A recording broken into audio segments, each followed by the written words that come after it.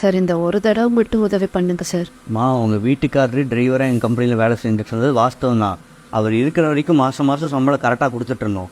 அவர் இறந்ததுக்கப்புறமா எங்களால் என்ன முடியுமோ அதை பண்ணியிருக்கோம். நீங்கள் மறுபடியும் வந்து பணம்னு கேட்டுட்டு இருந்தா எங்களுக்கு மட்டும் பணம் என்ன மரத்துலையாக காய்க்குது? கிளம்புங்கம்மா, எனக்கு நிறைய வேலை இருக்குது, கிளம்புங்க.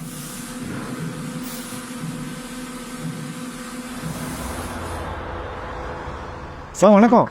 வணக்கம். நல்லா இருக்கீங்களா? நல்லா எங்கேம்மா எவ்வளோ தூரம்? ஒன்றும் இல்லை சார், சும்மா சார். எதுனாலும் தயக்கலாமல் கேளுங்க, நாங்களாம் உங்கள் கூட பிறந்தவங்க மாதிரி. ஒன்றும் இல்லை சார், பாப்பாவோட கடைசி செமஸ்டர் ஃபீஸ் கட்டணும், அதுக்கு.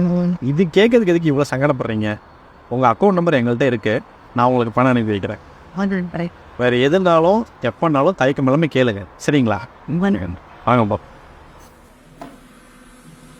என்னப்பா அந்த டிரைவர் சம்சாரத்துக்கிட்ட பேசிகிட்டு இருந்து ஏற்றிருக்கு? ஆமாப்பா, ஆஃபீஸ் அக்கௌண்ட்லேருந்து அவங்களுக்கு ஒரு 20,000 பணம் அனுப்பிடு.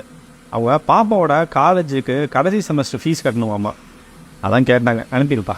இப்படியே எல்லாத்துக்கும் கொடுத்துட்டு இருந்தோம்னு நம்ம ஒன்றுமில்லாமல் ஆயிரும். நீ தப்பாக புரிஞ்சுக்கிற. இந்த உலகத்தில் ஒருத்தங்களுக்கு உதவி பண்ணி ஒன்றுமில்லாமல் போனவங்க யாருமே கிடையாது. இங்கே கஷ்டப்பட்டு உழைக்கிற எல்லாருமே பெரிய பணக்காரனாகிறது கிடையாது. ஒரு சிலவங்களுக்கு மட்டும்தான் கடவுள் நிறைய பணத்தை கொடுக்குறான். அப்படி பணத்தை கொடுக்கும்போதே கூடவே ஒரு பொறுப்பையும் கொடுக்குறான். அது என்னன்னா, அவனை சுற்றி இருக்கிற முடியாத கஷ்டப்படுற மக்களுக்கு உதவி செய்யணும் அப்படிங்கிற பொறுப்பு. ஆனால் இங்கே பணம் வச்சுக்க நிறைய பேர் அந்த பொறுப்பை தட்டி கழிச்சிட்றாங்க.